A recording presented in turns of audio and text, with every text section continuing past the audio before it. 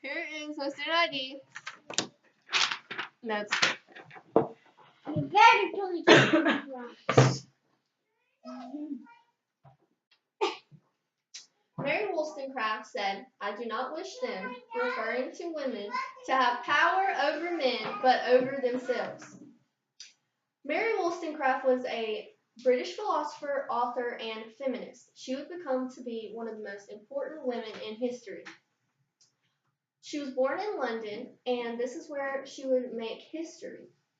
First, I will tell you how Mary was one of the first women to stand up for equality. Then I will continue to speak to you about how she made important contacts and restarted her literary career. Mary Wollstonecraft was one of the first women, let alone people, to stand up for the equality between men and women. She published A Vindication of the Right of Woman in 1792. She had a strong passion for writing, which was inspired by the French Revolution. She went to Paris during the French Revolution, where she would meet her very important contacts. These contacts included Fanny Blood, Thomas Paine, William Godwin, and Joseph Johnson. These contacts would help her to inspire her writing and to make sure that she was educated in what was going on in the world and make sure that her voice was heard. While in Paris, she had a child with Gilbert Imlay, and at this time it was unlawful to have a child with someone and not be married to them, so she had to pretend to be married.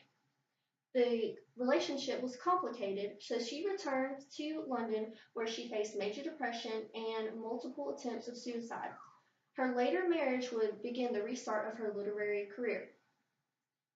Mary restarted her career due to the marriage between her and William Godwin. This sparked a passion in her that she wanted to rekindle her writing.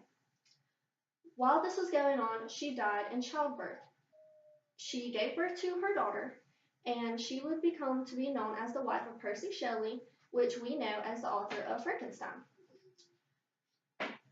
William published the memoirs of Mary's life, and everyone was shook to their core, and they remembered her as a very important woman. I spoke to you about how Mary Wollstonecraft was one of the first to stand up for equality, how she made her contacts, and how she began to restart her literary career. Mary Wollstonecraft said, "Virtue can only flourish among equals." Thank you.